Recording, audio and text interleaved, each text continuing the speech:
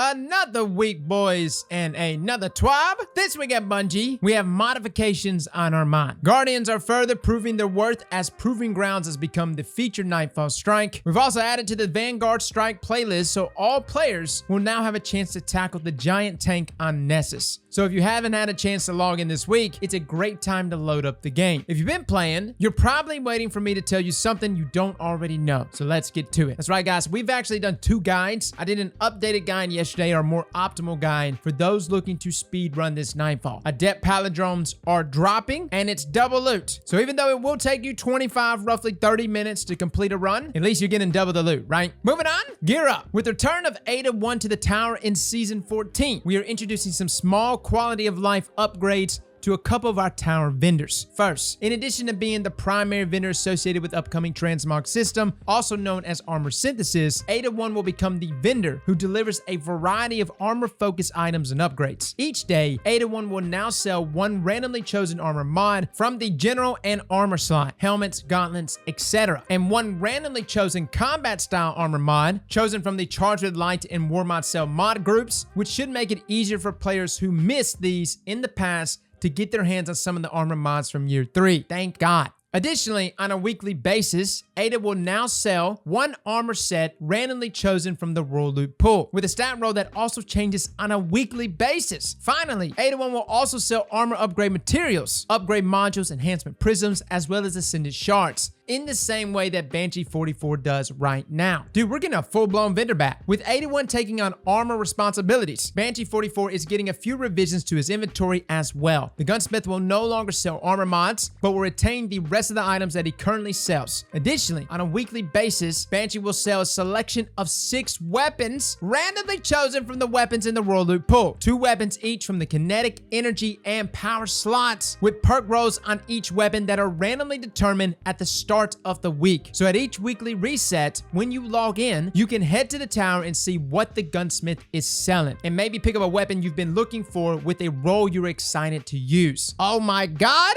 fellas, we're getting 2 vendors. There's actually gonna be a reason to check them out other than just going there and getting bounties. And for those wondering what this system is, we had a similar system back inside of D1. This is essentially what we've been asking for a very long time. Vendor refreshes, random roll on loot available there at the tower. No, it won't be a god roll every single week, but occasionally one will slip in. Moving on to the last one standing. We received some feedback on perks like Celerity and Bottomless Grief from players asking that they be added as intrinsic bonuses to Adept weapons. Weapons feature lead Chris Proctor is here to share some of our philosophy on these perks and a few changes we are planning. So from Chris here, when we launched Trials of Osiris, we made a new origin-specific perk for Trial weapons, Celerity. This is a wildly powerful perk, plus 100 aim assist, handling, and reload, plus reduced recoil and spread. This perk is nothing to sneeze at. However, it has very low uptime. Honestly, guys, Celerity really is good. I've got it on a sniper rifle, and when I am the last member of my fire team alive, it can snag some crazy shots. Now, we intended this to be great for the clutch, last Guardian standing plays in Trial specifically. Oh my God, hitting my heart right now. I feel like we need to do another episode. And when it's active, it is very strong. But we found that a trigger condition that relies on failure generally feels pretty bad. And the power it grants doesn't negate that feeling. Players never like betting against themselves or their teams. Not only that, but the perk is useless outside of Trials. Side note, the Deep Stone Crypt Origin perks were well received, so while Celerity specifically didn't hit the mark, the idea still has legs. In Beyond Light, we introduced Adept weapons to Trials, wanting to try out a new system for aspiration weapons in a small set before rolling them out broadly. We had 3 goals for Adept weapons. Give players a tangible reward to aspire towards with custom visuals and unique names, letting them flex a little. Give players who've earned an Adept weapon a minor power boost and some gameplay customization options in the form of the improved masterwork granting +3 to all other stats and the ability to equip Adept mods. And finally, do not make players who can't earn these weapons feel like they can't compete with players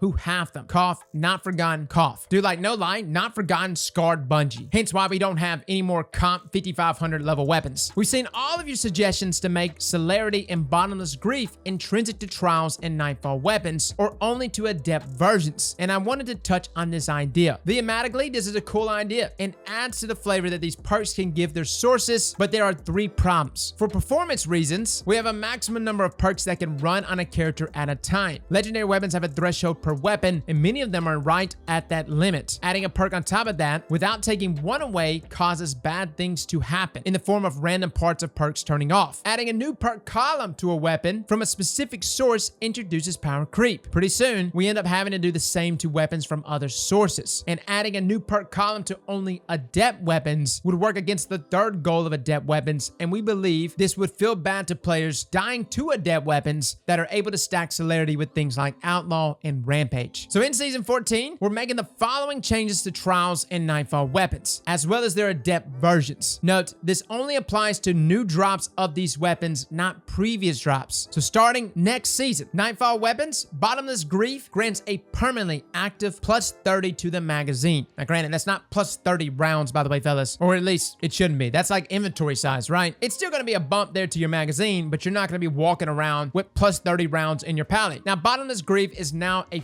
fixed alternate perk in the left column on Adept drops of Nightfall weapons. So for example, you could switch between that and the randomly rolled perk in the inspection screen. Now for trial weapons, celerity grants a permanently active plus 20 to both reload and handling. Celerity is now a fixed alternate perk in the right column on Adept drops of trial weapons. You could switch between that and the randomly rolled perk in the inspection screen. All right, so again, the way I'm looking at this, no, they're not going to be intrinsic exactly. Like they're going to be there, but they're not going to be in tandem with two other traits. I think what this can correct is when you get an Adept weapon that has almost everything right, except like one trait, right? You can now trade this out for either Bottomless Grief or Celerity. Now the question is this bump there in magazine from Bottomless Grief, as well as the plus 20 from reload and handling, enough? Honestly, I know why Bungie's doing this. They're trying to avoid power creep. Again, like I just said a second ago, Not Forgotten haunted Bungie. Even though it was a really cool concept, and I liked Luna's Howl, and I liked Not Forgotten, there was a big separation in the player base between players that had the weapon and players that didn't. So if they added this as an intrinsic perk, they're concerned about that. To me, the way I'm looking at this is they're just making Celerity and Bottomless Grief as an option. And I don't want to throw either one of these perks under the bus, because until we actually see them on the weapons, we can't really say. I'm actually more interested in plus 30 to a magazine just to see what that equates to for certain weapons. Say you get a Rampage roll on pallet drop, but your other perk was an overflow. In this moment, Bottomless Grief may be the option to go with. So again, we're just gonna have to see how this plays out to see how valuable these perks actually are. Bungie does include a final note here. Moving forward, we're not done with Origin perks and hope to have something that better achieves our goals in a future release. Alrighty, so I guess that's what they're calling Origin perks. Fellas, let me know in the comments below what you think about this. Now moving on, Spooky Scary Stream Team. Next week, we're going to be firing up the stream machine again. We've had a lot of fun last month when we featured a deeper look into the Deepstone Crypt. If you still haven't gotten a chance to check it out, you can watch the replay here. This time, we plan on giving you a live presentation of the Presage Exotic mission that went live earlier this season. We've lined up several representatives from our teams that worked to create this experience and are ready to share some behind-the-scenes stories. If you enjoy the experience of exploring a spooky, derelict ship and want to learn more about what it is like to put it together, join us next week, Wednesday, April the 7th at 10 a.m. Pacific. So essentially, guys, a dungeon along, like a raid along, dungeon along. Doesn't roll off the tongue, but feel free to check that out, guys. They're actually going to be at twitch.tv/Bungie, as well as their YouTube account. Okay, moving on, we have Hotfixes. Earlier this week, the Proving Ground Strike entered the Nightfall playlist. When the season began, we revealed our seasonal calendar, which showed that on March the 30th, the Proving Ground Strike would enter the Vanguard Strike playlist for all players. We failed to acknowledge on the calendar that Beyond Light and the Season Pass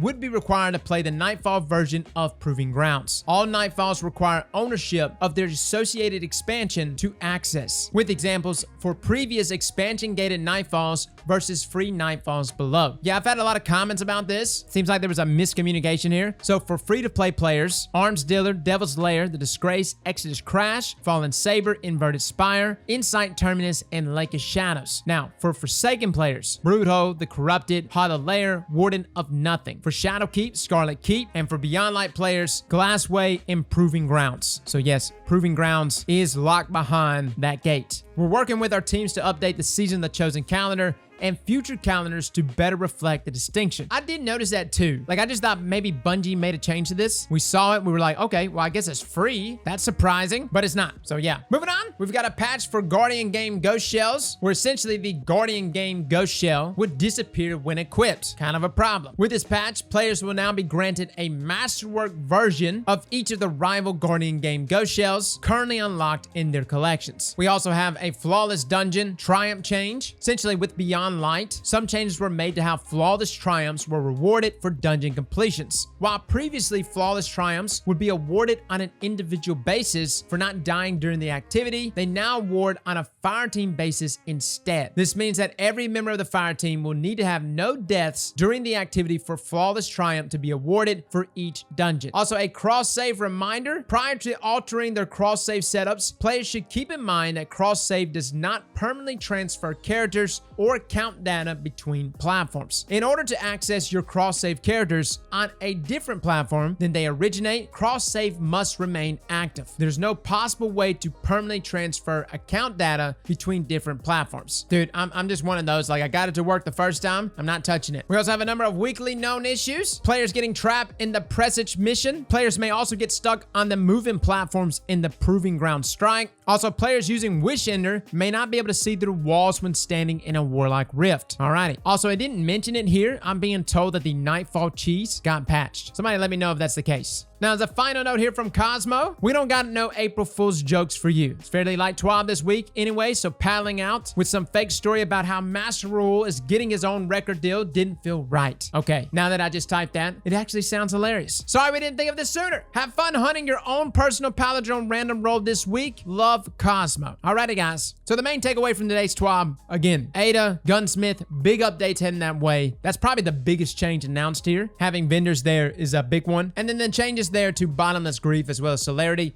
It doesn't undermine the God roll that you have now. It just gives you more variability, just in case you don't get the God roll, for those that are hunting the Adept versions. I'm interested to see those perks though. Maybe they're actually going to be really good. I'm kind of throwing Celerity underneath the bus here, because I'm like, plus 20 reload handling. Like, that's not bad, I guess. But there is other perks I think I would choose over it. But we'll see how it plays out. Fellas and ladies, thank you all for coming and watching. And as always, slap that like button like your mama told you right.